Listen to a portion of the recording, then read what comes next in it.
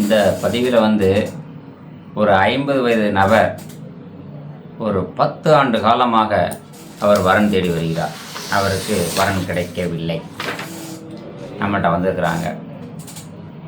நம்ம எல்லோருமே என்ன சொல்லக்கூடிய விஷயம் என்னென்னா, உண்மையை மட்டும் பேசுங்க. எல்லோரும் நினைக்கிறாங்க, என்னடா இவர் இப்படி பேசுகிறாப்லையே, பேசலாம் யூடியூப்பில் போட்டு விட்றாப்லையே அப்படின்னா வேறு வழி இல்லை. நான் உங்கள்கிட்ட இந்த பேசுகிற விஷயத்த ஒவ்வொரு அரை மணி நேரம் சொன்னால் யாராவது சம்மதிப்பாங்களா? பொய் பிராடுன்னு நினைப்பாங்க. நான் இதில் பேர் சொல்லலை, சொந்த ஊரை சொல்லலை. ஆனால் பாருங்கள், ஒரு மனிதன் எவ்வளவு மனவேதனையோட ஒவ்வொருத்தரும் பேசுகிறாங்க. இதெல்லாம் தெரிஞ்சுக்கிறணும். இதையும் மீறி இவருக்கு ஒரு வாழ்க்கை கிடைத்தால் அது தெய்வத்தினுடைய சித்தாந்தம் இருந்தால் மட்டும்தான், தெய்வத்தினுடைய அருள் இருந்தால் மட்டும்தான் ஒவ்வொரு மனிதர்களுக்கும் கிடைக்கும். ஆனால் ஒரு மனிதர் அவர் உள்ளத்தில் என்ன இருக்கோ அதுதான் வெளியில் வரும். நான் வரக்கூடிய மனைவிக்கு நான் ஒரு வீடை எழுதி வைக்கிறேன், நான் இவ்வளோ ரூபாயை எனக்கு பிறகு டெபாசிட்டாக போடுறேன் அப்படிங்கிற ஒரு சில மனிதர்கள் இருக்கிறார்கள். இதெல்லாம் ஏன் சொல்கிறேன்னா, நிறைய பேர் இன்றைக்கி பார்த்திங்கன்னா பிள்ளைகளோடு இருக்கும்போது அவங்களுக்கு சரியான சாப்பாடு எதுவும் கிடைப்பதில்லை. இந்த மனுஷன் பார்த்திங்கன்னா தருமபுரி மாவட்டத்தில் பெயிண்ட் வேலைக்கு போகிறாரு, பால் மாடு வச்சு பார்க்குறாரு. மேலும் பார்த்திங்கன்னா 3 ஏக்கர் விவசாய நிலம் இருக்குது. ஒரு பையனுக்கு திருமணம் ஆயிடுச்சு. அந்த பையன் தன்னுடைய அப்பாவை கூட வச்சுருந்து அவர் சாப்பாடு போட்டு நல்ல முறையில் கவனிச்சிருந்தாருன்னா அவர் இன்னொரு மனைவி தேட போகிறது இல்லை. ஒவ்வொரு பிள்ளைகளும் வெளியூருக்கு போயிடுறாங்க. அவர் இந்த உழைத்து விட்டு கடைசியில் அவர் வீட்டில் இருக்கும்பொழுது அவர் மனநிலை எப்படி இருக்கும் நீங்களே பார்த்துக்கோங்க. 50 வயசு ஆகுது, மனைவி இறந்து 15 வருடம் ஆகுது. அப்போ மனைவி 35 வயசில் மனைவி இல்லாமல் இந்த 3 பிள்ளைகளையும் அவர் வளர்த்து ஆளாக்கியிருக்காரு. ஆனாலும் அவர் 10 வருஷமாக வரன் தேடுறார். ஏன் வரன் கிடைக்கல அப்படிங்கிறதையும் நம்ம கொஞ்சம் சிந்திக்க வேண்டியிருக்குது. அதாவது நான் எல்லாத்துட்டையும் பதவி 10,000 கொடுங்க அப்படின்னு கேட்குறேன், இல்லைன்னு இல்லை. ஆனால் ஒரு சில ஆள்கிட்ட பணம் நீங்கள் கட்ட வேண்டாம், வேண்டாம்னு சொல்லிடுவேன். அதேமாரி அலுவலகத்தில் பதிவு பண்ணணும்னா மினிமம் ஒரு 2,000 கேட்பாங்க, 1000 2000 கேட்பாங்க, பதிஞ்சு வச்சுக்கலாம். நீங்கள் ஒரு 2,000 கட்டி பதிஞ்சு வைக்கும் பொழுது வரன் இருந்ததுன்னா உங்களுக்கு சொல்லுவாங்க. சரிண்ணா, 2,000 கட்டினதுக்கு பிறகு லேட் ஆகிடுச்சு அப்படின்னு திருப்பியும் கேட்கக்கூடாது அப்படிங்கிறத நம்ம ஒவ்வொரு வீடியோவிலையும் நம்ம சொல்லியிருக்கோம். நான் இலவசமாக பார்க்குறதுக்கு நான் தனி நபர் கிடையாது. என்கிட்ட இப்போ இந்த மாதம் மட்டுமே 25 பேர் புதுசாக ஆட்கள் எடுத்துருக்கிறேன். அதனால நான் சொல்கிறேன். இப்போது இந்த பதிவில் நான் சொல்லக்கூடிய ஒரே ஒரு விஷயம், பெண்களுக்கு என்னென்னா, அத்தனை பேரும் ஒரு 500 ரூபா மட்டும் கட்டிக்கோங்கன்னு கூட சொல்லுவேன். பெண்களுக்கு முற்றிலும் இலவசமாகவே நான் பண்ணித்தரேன். ஆனால் ஒரு 500 ரூபாயாவது நீங்கள் கட்டினீங்கன்னா உங்களுக்கு ஆர்வம் அக்கறை இருக்குன்னு அர்த்தம். எந்த பெண் வீட்டிலையும் பதிலே சொல்ல மாட்டேங்கிறாங்க. அதனால நாங்கள் பதிவு இலவசம்னு கூட சொல்லுவோம். பெண்களுக்கு பதிவு இலவசம்னு சொல்லிட்டு பதிஞ்சு வச்சுட்டு பேசாமல் இருப்பாங்க, பதிலே வராது. சரி, இப்போ இந்த மனிதனுக்கு 50 வயது ஆகுது. இவர் பார்த்திங்கன்னா பெயிண்டராக இருக்கிறாரு, பால் மாடு வச்சுருக்காரு, விவசாயம் பார்க்குறாரு, எல்லா தொழிலும் பண்ணுறாரு. நான் ஒவ்வொரு மனிதர்கிட்டையும் கேட்கக்கூடிய கேள்விகள்லாம் நானாக கேட்கலை, ஒவ்வொரு பெண் வீட்டில் இப்படிலாம் கேட்குறாங்க. அதுக்கு நான் பதில் சொல்லணும். ஆனால் ஒவ்வொரு மனிதனுக்கும் என்ன வசதி இருக்குது அப்படிங்கிறதையும் தெரியணும். இப்போ இந்த பதிவில் இந்த மனிதன் 15 வருஷமாக மனைவி இறந்த மனுஷன் எத்தனை லட்சம் சம்பாத்தியம் பண்ணி வச்சுருக்கீங்கன்னு கேட்டால் அதுக்கு என்ன பதிவு வருது? அப்போ நான் பெண் வீட்டில் எப்படி சொல்ல முடியும்? என்கிட்ட ஒரு 30,000 தான் கையில் இருக்குது, 30,000 வச்சு தாலி செலவு கூட நல்லதாக இருக்க முடியாது அப்படின்னு அந்த பொண்ணு வீட்டில் சொல்லுவாங்க. இதெல்லாம் எதுக்காக சொல்கிறேன் அப்படின்னா, கொஞ்சம் புரிஞ்சுக்கணுங்கிறதாண்டி சொல்ல, மக்களும் புரிஞ்சுக்கணும். நாங்கள் ஒரு பொண்ணு வீட்டில் இந்த விவரத்தை சொன்னால் யாராவது சம்மதிப்பாங்களா? அப்போ எவ்வளோ கஷ்டம் இருக்குது. இவர்கிட்ட ஒரு 2,000 ரூபா கேட்டால் 1,000 ரூபா கொடுப்பாங்க, 1,000 ரூபா கேட்டால் 500 ரூபா கொடுப்பாங்க. இந்த ரூபாயை வாங்கிட்டு இவன் இந்த பதிவு வந்து நம்ம எத்தனை பேருக்கு சொல்ல முடியும் சொல்லுங்கள்? அதுக்காக தான் ஒரு 10,000 ரூபா கட்டுங்கன்னு சொல்கிறது. ஒரு விஷயத்தை நல்லா தெரிஞ்சுக்கோங்க மக்களே. இன்றைக்குள்ள சூழ்நிலையில் வந்து ஆண்களுக்கு பெண் கிடைப்பது ரொம்ப கஷ்டமாக இருக்கிறது. ஒரு நாளைக்கு நேரடியாக பணம் கட்டுறது 10 பேரில் 2 பேர் தான் பெண்கள் கட்டுறாங்க, 8 பேர் ஆண்களாக தான் இருக்கிறீங்க. பெண்கள் வந்து நிறைய இருக்கிறாங்க, அவங்க பணம் கட்டி பதிய விருப்பம் இல்லை. ஏன்னா அவங்க பதிலும் சொல்வது கிடையாது. சரிண்ணா? அதனால் மக்களே, ஒரே ஒரு விஷயம், இந்த ராஜேஸ்வரி திருமண தகவல் நிலையத்தில் எல்லாரும் உண்மையை பேசுங்க. நல்ல மனசு வேணும். சரிதானா? அடுத்தபடியாக யாரும் யாரையும் ஏமாற்றாதீங்க. ஒவ்வொருத்தருடைய மனநிலை எப்படி இருக்குங்கிறத நான் போடுறேன், இதை பார்த்துக்கோங்க. சரிண்ணா? ஏன்னா நாளைக்கு இந்த மாதிரி ராஜேஸ்வரி திருமண தகவல் நிலையத்தில் வந்து 50,000 1 லட்சம் வாங்கினான்னு கெட்ட பேர் வந்துடக்கூடாது. அடுத்தபடி ஏமாற்றி முடிச்சு வச்சாமல் கெட்ட பேர் வந்துடக்கூடாது. அதனால தான் ஒவ்வொருத்தரும் தீர விசாரித்து முடிச்சுக்கோங்கன்னு சொல்கிறது. அதே சமயத்தில் நிறைய பெண்கள் இருக்கிறாங்க, 1 லட்சம் 1.5 லட்சம் 2 லட்சம் 5 லட்சம் கடன் இருக்குன்னு சொல்கிறாங்க. அந்த கடன் எந்த அளவுக்கு உண்மையிலேயே கடன் இருக்கா இல்லையாங்கிறது எனக்கு தெரியாது. சொல்கிறத நான் சொல்கிறேன். சரிண்ணா? இன்றைக்கி கூட ஒரு பொண்ணு சொல்லுது 1.5 லட்ச ரூபா கடன் இருக்குது அப்படின்னு சொல்லுது. சரிண்ணா? கடன் இருக்குது அப்படின்னா அதுக்கு நான் பொறுப்பு கிடையாது. 1 லட்சமுக்கு பெரிய விஷயம் கிடையாது. என்ன இருந்தாலும் அதையும் வாங்கிட்டு ஏமாத்துறது நிறைய பேர் இருக்காங்க.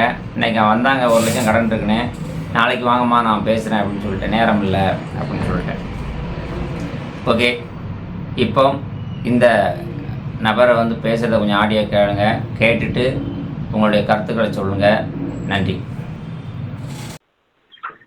ஹலோ ஹலோ, வணக்கம் சார்.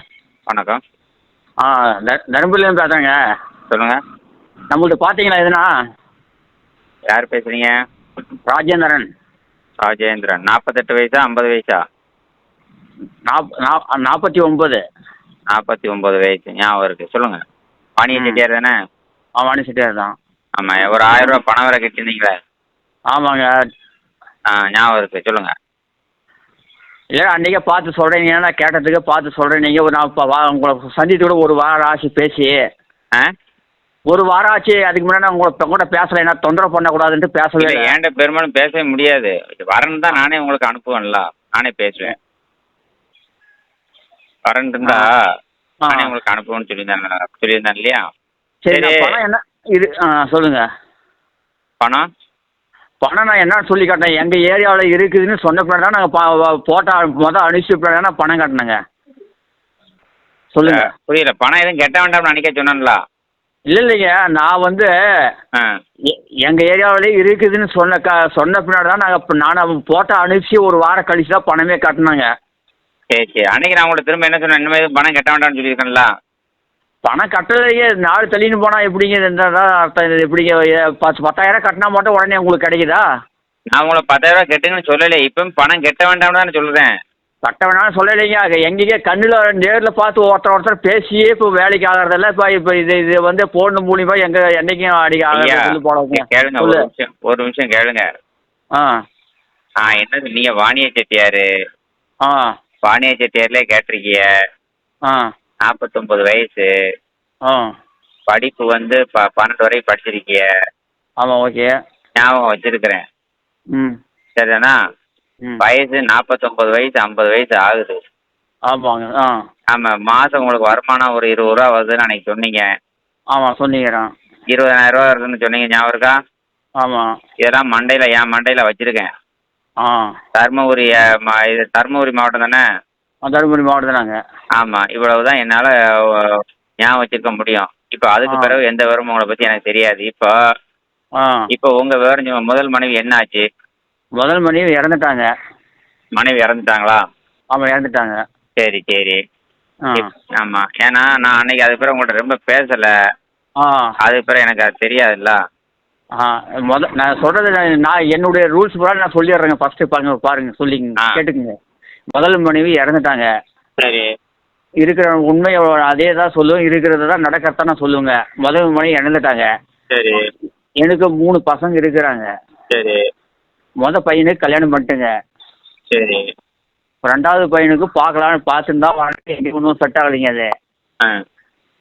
அது ஏன்னாங்க நம்மளுக்கு பிள்ளைங்க பாதுகாப்பு பார்க்கறது இல்லைங்க. இப்போ இன்றைக்கே நிலைமைனா நாளைக்கு இன்னும் பிற்காலத்துக்கு எனக்கு நம்மளுக்கு என்ன ஆகுதுங்க? அதுக்கு தான் நம்ம வந்து அவங்ககிட்ட இருந்து ஒதுங்கிக்கணும். ஒரு நிமிஷம். சரி சரி. அப்புறம் இதுக்கு வந்து பாம்புக்கு வந்து எவ்வளோ பண்ணிக்கலாம் அதை பண்ணிட்டு 2000 வச்சாங்களாம். எங்ககிட்ட ஒரு 10 இருக்கான். நாங்க இன்னும் இந்த பெயிண்ட் பார்த்து அது கொடுத்து 2 வாரம் போட்டு சரி ஓகே ஓகே பண்ணிக்கலாம். சொல்லுங்க சார். ஒதுங்கிக்கணுன்றது தான் நம்மளுக்கு இந்த குறிக்கோளுங்க. ஆ சரி சரி சரி சரி. சரி, நம்ம அந்த பசங்களே இப்போ இன்றைக்கே நாளைக்கு பார்த்தா நாளைக்கு யாருங்க நான் பார்ப்பாங்க? நம்ம அம்மா ஒன்றுக்குறாங்க. விவசாய நிலம் இருக்குதுங்க, பெயிண்ட் வேலைக்கு போகிறேங்க, மாடு 4 இருக்குதுங்க. எல்லாம் ஏதோ பார்த்து வீட்டில் இருந்தால் கூட நான் போகலாம், இதை ஒன்று பண்ணிக்கலான்னு பார்த்து தான் நான் உங்கள்கிட்ட கேட்டுக்கிறேங்க. சரி சரி சரி. ஆ அதாவது நான் பெரும்பாலும் வந்து பார்த்தீங்கன்னா பேசுறதுக்கே நேரம் இருக்காது. ஆமாங்க. நான் யார்ட்டையும் இப்போ பணமும் கேட்கறது கிடையாது. ம் சொல்லு புரியுதா? ம் ஆமாம். சரிங்க. பணம் பெரும்பாலும் கட்டுங்கலாம் சொல்ல மாட்டேன். ஆ சரி, இப்போ உங்களுக்கு பால் மாடு பார்க்குற மாதிரி ஆள் வேணும், விவசாயம் பார்க்குற மாதிரி ஆள் வேணும். அது கூட இருந்தால் கூட போதுங்கண்ணா. நம்மளுக்கு என்னன்னா அவங்க சம்பாரிச்சு வந்து போட்டது நம்ம வீட்டை பார்த்துட்டு இருந்தால் கூட நம்ம போய் 15 சம்பாரிச்சு வந்து நம்ம குடும்பத்தை காப்பாற்றோட எனக்கு சக்தி இருக்குதுங்கண்ணா. மனைவி இறந்து எத்தனை வருஷம் ஆச்சு? 15 வருஷம் ஆச்சுன்னா அந்த பண்ணக்கூடாதுன்னு தான் பார்த்தேண்ணா. சரி சரி, இப்போ இருக்கிற நிலைமையில வந்து சரி யாரும் பிள்ளைங்க பார்க்க மாட்டேன்னா சரிண்ணா. சரி, நான் இப்போ இதை ஒன்று செஞ்சுக்கிட்டு நம்ம ஒதுங்கிக்கணும். அவ்வளோதானா? அதான் இது முடிவு. ஆ சரி. மனைவி இறந்து 15 வருஷம் ஆகுது. ஆமாண்ணா. ஆமாம், செய்ய விடான்னு தான் பார்த்தேன். நீங்கள் வாணிய செட்டியார்லேயே வேணுமா, ஜார்ஜ் கடை இல்லையா? இல்லை, மற்ற ஆளுங்க கூட பரவாயில்ல, எஸ்சி ஒன்று வேணாண்ணா. ஏசி தவிர்த்து. ம் சரி, ஏசி தவிர்த்து ஓகே. இப்போ மனைவி 15 வருஷம் ஆகுது, இதுவரை கல்யாணம் வேண்டாம்னு நீ இப்போ கல்யாணம் முடிக்கணும்னு தோணிருக்கு. எதனால? எதனால இப்போ தோணுச்சு? எதனால வந்துச்சுன்னா வீட்டில் யார் பாபா நம்ம பசங்களுக்கு வந்து கவனிப்பு இல்லைண்ணா. உங்களுக்கு எத்தனை பிள்ளைங்க? 3 பசங்கண்ணா. ஒருத்தன் டிவிஎஸ்ல கம்பெனியில் இருக்கிறாண்ணா, ஒசூரில் இருக்கிறா அப்படி. சரி. இன்னொருத்தர் கோயம்புத்தூரில் இருக்கிறா அப்படி. சரி. எல்லாம் அவங்க பொழப்பு அவங்க தான் பார்த்துக்கிறானே தவிர நம்மளுக்கு எந்த ஒரு பாதுகாப்பு ஒரு இது இல்லைண்ணா. இன்னொருத்தர் எங்கே இருக்காரு? இன்னொருத்தர் கோயம்புத்தூர்ண்ணா. 2 பேர் கோயம்புத்தூர், ஒரு ஆள் ஓசூரா? ஒரு ஆள் பெரிய ஆள் கல்யாணம் பண்ணாலும் இங்கே தான். அது எஸ்கேமில் மாட்டு தீவனத்தில் எஸ்கேமில் இருக்கிறா அப்படின்னா கோழி பண்ணைக்கு. அதாவது ஒரு ஆள் ஓசூரில் இருக்கிறாரு, நடு ஆள் ஒசூரில் இருக்கிறா அப்படின்னா. ஒரு ஆள் கோயம்புத்தூர்ல இருக்காரு. சின்ன ஆள் கோயம்புத்தூர், பெரிய ஆள் கல்யாணம் பண்ணவங்க தான் இப்போ வந்து திருப்பத்தூரில் இருக்கிறா அப்படின்னா. எங்க? திருப்பத்தூர். சரி, அது எந்த மாவட்டம்? அது வந்து எஸ்கேஎம்ல ப்ரொடக்ஷன் கோழி பண்ண தீவனம். எந்த மாவட்டம்? எந்த மாவட்டம்? திருப்பத்தூர் மாவட்டம்ண்ணா. சரி ரைட்டு. 3 பேர் 3 மாவட்டத்தில் இருக்காங்க. ஆமாம்ண்ணா. இப்போ நீங்கள் கல்யாணம் முடிச்சதா இருந்தால் உங்கள் 3 பிள்ளைகளுக்கும் தெரிஞ்சு முடிக்க போறீங்களா, தெரியாமல் முடிப்பீங்களா? ஆனால் தெரிஞ்சு தான் முடிக்க போகிறேன். தெரியாது எப்படி முடிக்க முடியும்? தெரிஞ்சு தான் முடிக்கிறேன். கேட்குறேன், நிறைய பேர் தெரியாமல் முடிக்கணும்பாங்க. சொல்லுங்கள். அப்படி இல்லை, தெரிஞ்சு தான் முடிக்கிறேன். நான் அவங்ககிட்ட சொல்லிட்டா தான் இப்போ இருக்குதுன்னு சொன்னோம். நம்ம கட்டிக்கிறோன்னு எதனா ஒன்று ரெடி ஆச்சுன்னா நான் அவங்ககிட்ட சொல்லிட்டா தான் நம்ம செய்வோங்க. சொல்லிட்டு செய்வீங்க, அதுக்குள்ளே பார்த்துக்கிட்டு இருக்கீங்க. இப்போ எத்தனை வருஷமா வெளியில் எல்லாத்தையும் பார்த்துட்டு இருக்கீங்க? இப்போ அதுக்கு பிறகு ஒரு 10 வருஷமா தான் பார்த்துட்டு தாங்க இருந்தேன் நான். 10 வருஷமா பார்க்குறீங்க? 10 வருஷம் இப்போ 3 வருஷம் 4 வருஷமா பார்க்குதுன்னா இங்கே இருக்கிற புரோக்கரும் கேட்டாலும் எதுவுமே வேலைக்கு ஆகல. எதுவுமே இந்த காலத்தில் வந்து ஒரு பொண்ணு மாப்பிள்ளையும் வந்து நேரடியாக பேசி ஈஸி ஒரு 5 வருஷம் ரெடி பண்ணாதான் அவங்களுக்குள்ள பழக்கானதான் ரெடி ஆகுது. எந்த பொண்ணு பழக்க வழக்கெல்லாம் பேசி இல்லைனாங்கன்னா அதெல்லாம் வேலைக்கு ஆகிறதில்லண்ணா. எந்த பொண்ணு எனக்கே இல்லை 100 ஆளுங்க கூட எல்லாருக்கும் அது மாதிரி தான் நடக்குதுண்ணா. அப்படிதான் நடக்குது. இருக்கிற நிலைமையில வந்து இப்போ நான் ஒரு பொண்ணு நம்மளை கட்டிக்கிறேன்னு சொல்லி ஒரு 2 வருஷம் 1 வருஷம் 6 மாதம் பேசிக்கிச்சு பழக்கானாதான் நடக்குது. ஏன்னா வெளியில் வந்து அங்கே வெளியில் இருக்கிறலாம் நம்ம வந்து எப்படி நடக்குமான்றதான் நம்மளுக்கு இது கேள்வி. சரி, இப்போ 6 மாதம் 1 வருஷம் பேசி பழகினா மட்டும்தான் கல்யாணம் பிடிக்க முடியுது. பிடிக்க முடியுதானா? இப்போ வைக்கிற சூழ்நிலை அப்படிதானா? அப்பா இப்போ இருக்கிற சூழ்நிலை திடீர்னு யாரும் நம்மளை வந்து கழுத்து நீட்டுவாங்க, யார் என்ன பண்ணுவாங்க? சரி சொல்லி பார்க்கலாம். இப்போ இருக்கிற சூழ்நிலை அப்படிதான் யாருக்குமேண்ணா. சரி. இப்போ உங்களுக்கு வந்து 50 வயசு ஆகுது, 3 பையங்க, ஒரு பையன் கல்யாணம் ஆகிடுச்சு, இன்னும் 2 பையன் கல்யாணம் ஆகலை. உங்களுக்கு இப்போ பால் மாடு இருக்கு அப்படிதானே? பால் மாடு இருக்குது. நான் பெயிண்ட் வேலைக்கு போயிடுவேங்க. அப்போ பார்த்தீங்கன்னா கூட பெயிண்ட் வேலைக்கு போவேன்.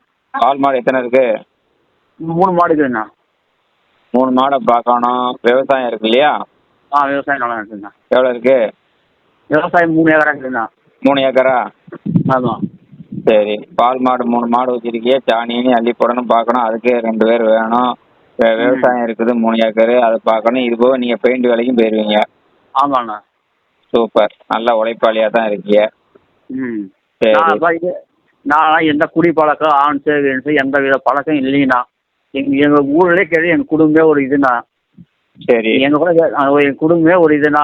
என்னன்னாக்கா எந்த பழக்கம் வழக்கல. என் குடும்பம்னு அந்த காலத்துலேருந்து எங்கள் அப்பா பரம்பரைலேருந்து எல்லாருக்கும் ஊராளுங்க எல்லாருமே தெரியுண்ணா. ஏன்னா இப்போ வெளியில் போய் சுத்தாதனால நான் எனக்கு இந்த மாதிரி நிலைமை இருக்குது. வேற ஒன்றும் இல்லை. நான் பண்ணக்கூடாதுன்னு நினச்சேன். சரி, இப்போ நிலைமையில பார்த்தா ஏதோ ஒன்று பண்ணிக்கணுன்ற நிலைமை தான் இருக்குதுண்ணா. இப்போ உங்கள் பையங்களுக்கு நீங்கள் பொண்ணு பார்க்க தெரிஞ்சால் சண்டை போடுவாங்களா, போட மாட்டாங்களா? சண்டை போடுவானா? நான் பொண்ணு பார்த்து ரெடி ஆச்சுன்னா நான் அவன் அப்படியே கேட்டுக்கிறேன். ம். கேட்டுக்கிறேன். ஆகாதனால நான் பார்த்துக்கணும்னா வேறு ஏதோ ஒன்று பண்ணிக்கிறேன். நான் வந்து அங்கேயே கூட ஏதோ ஒரு தொழில் பண்ணுற மாதிரி வேறு இடத்துக்கு போயிடுவேன். இப்போ உங்கள் மகன் மூத்த பையன் கல்யாணம் ஆகி பொண்டாட்டியோட இருக்கும்போது அது கூட நீங்கள் சாப்பிட்டுட்டு இருக்கீங்களா, தனியாக தான் இருக்கீங்களா? தனியாக தான். நாங்கள் எங்கள் அம்மா தான் எனக்கு செஞ்சு போடுறாங்கண்ணா. நீங்கள் தனியாக தான் சாப்பிட்றீங்க? ஆமாம். இப்போ ஒரு 2 வருஷமாக இப்போ வந்து இப்போ தனியாக தான் நான் செஞ்சு போடுறேங்க. அவனுடைய உழைப்பில் 10 காசு நாங்கள் எடுக்கிறதில்ல. இப்போ உங்கள் மருமக உங்களுக்கு சாப்பாடு கொடுக்கல. இல்லைண்ணா. சரி, வரக்கூடிய மனைவிக்கு என்ன பண்ணுவீங்க? இப்போ நீங்கள் 3 பையங்களும் உங்கள் சொல்லு கேட்கல, உங்களுக்கு சாப்பாடு கொடுக்கல அப்படின்னு சொல்கிறீங்க. ஆமாம். 3 ஏக்கர் நிலம் இருக்குது, பால் மாடு இருக்குது, எல்லாம் இருக்குது. வரக்கூடிய மனைவி நீங்கள் கல்யாணம் முடிச்சீங்கன்னா சொத்து அந்த அம்மாவுக்கு போயிடும். அந்த அம்மாவுக்கு போனால் இப்போ எனக்கு கொஞ்சம் கேட்டு கொடுங்கடான்ட்டு நம்ம இதை சொத்து கொடுக்குறாங்க. இல்லைன்னா காசுனா எனக்கு பேங்க் போடுறான்னு கேட்டுக்க வேண்டியதானா. வேறு ஒன்றும் இல்லை. ஒன்று இது எப்படின்னாக்கா ஒரு கொடுத்தா நிலம் ஒரு பங்கு கொடுங்க. நீங்கள் எடுத்துக்கிட்டு பிரித்து கொடுங்க. இல்லைன்னா காசு உண்டானதை 3 பேரும் கொடுங்கன்னு சொல்லி கேட்டுக்க வேண்டியதானா. வேறு என்ன கிடைச்சிதுன்னா பொண்ணு அந்த மாதிரி பேசிக்கின்னு முடிவு எடுக்கணும். நான் என்ன கேட்குறேன்னா, கேள்வி கேட்கறதுக்கு மட்டும் பதில் சொல்லுங்க. நீங்கள் இவ்வளோ தூரம் நான் பேசுகிறேன் இல்லையா? ஆமாம். ஓகே. ஒரே கேள்வி, அந்த பெண் வீட்லேயே நான் இவ்வளோ தூரம் பேசணும். நீங்கள் வரக்கூடிய மனைவிக்கு என்ன கொடுப்பீங்க, என்ன செய்வீங்க? வீடு எத்தனை இருக்குது? வீடு ஒரு பில்லை வீடு ஒன்றுக்கு ஒரு பில்லை வீடுனா 2 மாளிகை வீடுண்ணா. 3 வீடு இருக்குது. 3 வீடு இருக்குது. ஒரு கொஞ்சம் ஆல்ட்ரேஷன் பண்ணணும். கொஞ்சம் பழைய வீடுண்ணா. அது ஆல்ட்ரேஷன் மெத்த மோல்டு வீடு. அது அங்கேருந்து தான் ரோடு மேலே வந்துட்டுங்க குடி. குடி வந்தாலும் அதனால் கொஞ்சம் இப்போ அடைவாக இருக்குதுன்னா அது கொஞ்சம் ஆல்ட்ரேஷன் பண்ணணும். ஒரு 1 லட்ச ரூபா வச்சா சரியாக போடணும். அதுக்கு எது ஆல்ட்ரேஷன் பண்ணினா குடி போயிடலாம். கையில் பணம் இருக்கா? பணம் ஒரு 20 30 இருக்குதுண்ணா. 30,000 ரூபா தான் இருக்கா? தான் ஒரு மாடு ஒன்று வாங்கினேன். அந்த வாரத்தில் ஒன்று 60 ரூபாய்க்கு வாங்கினேன். ஐயா, மனைவி இறந்து 15 வருஷம் ஆச்சு. 3 மாடு வச்சிருக்கிய, பெயிண்ட் வேலைக்கு போறிய, விவசாயம் இருக்கு. கையில 30,000 தான் இருக்குன்னு சொல்றீங்களா? என்ன நாளைக்கு ஒரு கல்யாணம் முடிக்கணும்னா பொண்டாட்டி பிள்ளைகளுக்கு பொண்டாட்டிக்கு தாலி எடுக்கணும்னாலே லட்சக்கணக்கில் வேணுமே தாலி சேலை எடுக்கிறதுக்கு. தாலிகள்லாம் இருக்குதுங்க. அரை பவுன் எங்கள் வீட்டுக்காரதே இருக்குது. அது அப்படியே தான் வச்சுருக்கிறேங்க. அப்படியே தான் வச்சுட்டு அது கடையில் மாற்றிட்டு புதுசாக எடுத்து போட்டுக்கலாங்க. வேறு ஒன்றும் இல்லை. புதுசாக எடுத்து போட்டுக்கலாம். அப்படியே தான் இருக்குது. சரி. இன்னைக்கு வரைக்கும் என் கொடுத்த தாலி எங்கிட்ட தான் இருக்குது. அப்படியே தான் இருக்குது. சரி. அதை போட்டுக்கலாம். செலவுக்கு மட்டும் இதை 10 கோயிலில் போய் நம்ம கல்யாணம் பண்ணிக்க வேண்டியதான் நம்மளுக்கு. இல்லை, இவ்வளோ நாளாக நீங்கள் வேலை பார்த்து 30,000 தான் வச்சுருக்கீங்களா? சார் இப்போ மாடு வாங்கினுங்க. இப்போ இருக்கிற இந்த மாடு இப்போ ஒரு மாதத்துக்கு முன்னே 2 மாதத்துக்கு முன்னே ஒரு மாடு ஒன்று வாங்கினதுங்க 60 ரூபாய்க்கு. அதுக்கு முன்னே வந்து சம்பாதிச்ச காசெல்லாம் கொஞ்சம் எடுத்துக்கு தான் செலவு பண்ணுறது இது பண்ணுறது எல்லாம் எடுத்துக்க 2 கனி வெட்டி 2 வாங்கிட்டு வந்து அது கொஞ்சம் கிடாரி மாதிரி இருக்குதுங்க. மாடு 6 லட்சத்துக்கு வாங்கினீங்களா 60 லட்சத்துக்கு வாங்கினீங்களா? 60,000 தானே வாங்கியிருக்கீங்க? 60,000 வாங்கினது. இந்த 15 வருஷத்தில் இவ்வளோ தான் சம்பாதிக்க முடிஞ்சா? 15 வருஷத்தில் சம்பாதிக்க முடிஞ்சதில்ல. 15 வருஷத்தில் நல்லா நிலத்தை தான் பார்த்துன்னு இப்போ அவங்க இது பண்ணி இருந்துச்சு. நாம் சம்பாதிக்கிறத வச்சு தான் எத்தனையோ வச்சுருங்களாண்ணா. அதாவது நான் கேட்குற கேள்வி நான் கேட்கல. பெண் வீட்டுக்காரங்க இப்படி கேட்பாங்க உங்கள்கிட்ட. ஆமாம் கேட்பாங்க. 50 வயசு ஆகுது, 35 வயசுல இருந்து 50 வயசு வரைக்கும் இந்த 15 வருஷத்துல வந்து என்னையா சம்பாதிச்சு வச்சிருக்க, இனிமே என்ன கேட்டி எனக்கு என்ன சம்பாதிச்சு பண்ணி போடுன்னு கேட்பாங்களா கேட்க மாட்டாங்களா? அது கேட்பாங்க. யார் அனுப்ப நானா இருந்தா என்னாலும் அடுத்தவங்களாம் கேட்பாங்கண்ணா.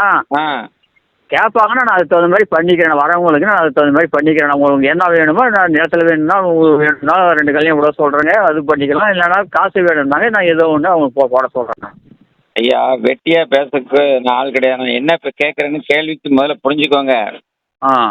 நீங்க ம். இப்போ 15 வருஷத்துல ஒண்ணுமே இல்ல உங்கள்ட்ட. இப்ப 30,000ங்கிறது வந்து 30,000 ஒரு ரூபா கிடையாது. 3 ஆமா, ஆமா. மாடு இருக்கு. 3 மாடு வந்து 2 லட்ச ரூபாய்க்கு போகும்னு வச்சுக்கோங்க. 3 வீடு இருக்கு. நாளைக்கு ம். நீங்க கல்யாணம் முடிச்சு வீட்டுல இருந்தீங்கன்னா உங்க பிள்ளைய வந்து எங்க வந்து இருக்க நீ நீ யாரு எங்க எங்க அப்பா வந்து கட்டுறதுக்கு அப்படின்னு சொல்லி அந்த அம்மாவை ம். அடிச்சு வெட்டி வெட்டினாங்கன்னா என்ன பண்ணுவீங்க? அடுத்து நான் முதல்ல கேட்டுக்கிறேன். நான் அதுதான் கேட்டு தானே பண்ணுறேண்ணா. அப்ப அதை கேட்காம நீங்க ஏன் பதிவு பண்றீங்க? நான் கேட்டுட்டேன், ஏற்கனவே கேட்டுட்டேன். கிடைச்சா பண்ணுன்னு தான் சொன்னா அப்படி போகல. என்ன கிடைச்சா பண்ணுன்னு தான் சொன்னா அப்படியே. கிடைச்சா பண்ணு பையங்க சொல்லிட்டாங்க. சரி, ஆமாம். மேரேஜ் பண்ண சொல்லிட்டாங்கல்ல பையங்க, தைரியமா பண்ணுங்க. வார மனைவிக்கு வீடு கொடுப்பீங்களா, நிலம் கொடுப்பீங்களா, என்ன செய்வீங்க? குடியிருக்கிறது வீடு இருக்குதுண்ணா. சரி, வீடை வந்து அது நான் என்ன கேட்குறேன்னா, ஆ. பையன் 3 பையன் இருக்கு, ஆளுக்கு ஒரு வீட்டில் வந்து இருந்துக்கிட்டா என்ன பண்ணுவீங்க? எல்லாம் போய் வெளியில் இருக்கிறாங்கண்ணா. எங்கண்ணா கேட்குறாங்க? எல்லாம் இங்கே நிற்கிற மாதிரியே ஒன்றும் தெரியலண்ணா. எல்லாம் வெளியில் தான் இருக்கிறாங்க. சரி, வந்து அது அப்படி இல்லைன்னா எனக்கு வீடு வேணும்னா பக்கங்க இது நான் கட்டிக்கலாம். இடம் இருக்குது, கட்டிக்கலாம்ண்ணா. ஓ, கட்டிக்கலாம். ஏதோ ஒரு வாடகை வீடு கூட இருந்துக்கலாம், செஞ்சுக்கலாம். ஏதோ ஒன்று வீட்டுக்கெல்லாம் பஞ்சம் ஏதோ ஒன்று பண்ணிக்கலாம். ஒரு மனைவி இருந்து 15 வருஷத்துல இன்ன வரைக்கும் கையில காசு இல்லையா? இன்னும் உழைச்சி எப்படி நீங்க ரெடி பண்ணுவீங்க?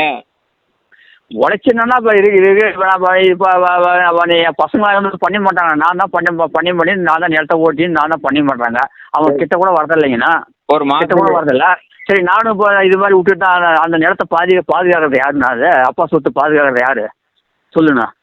ஒரு மாசத்துக்கு பால் மாட்டுல எவ்வளவு பணம் வருது? நீங்க வேலை பார்க்கறது எவ்வளவு வருது? விவசாயத்துல எவ்வளவு வருது? விவசாயத்தில் தான் இப்போ வரவு செலவு பண்ணி இப்போ வீட்டுக்கெல்லாம் நெல் விளைஞ்சி கொட்டிக்கிறேன் நான். வீட்டுக்கெல்லாம் நெல் விளைஞ்சி கொட்டிக்குது. மற்றது வந்து செலவுகளுக்கு பேட்டின்னு நிலத்தை ஓட்டின்னு வரேன்னா நான் சும்மா இருக்கிறனால வேலைக்கு போகணும். வந்து இதை லீவ் போட்டுன்னா வேலைக்கு போகணும். சரி, இப்படிதான் உருட்டிக்கும். ஆ. எங்க ஆபீஸுக்கு வேற எதுவும் நீங்க பணம் எதுவும் கட்ட வேண்டாம். உங்களுடைய நல்ல மனசுக்கு நீங்க இவ்வளவு தூரம் கஷ்டப்பட்டு 15 வருஷமா 3 பிள்ளைகளை வளர்த்து ரெடியாக்கி ஒரு பிள்ளைய கல்யாணம் முடிச்சு வச்சிருக்கீங்க. ம்.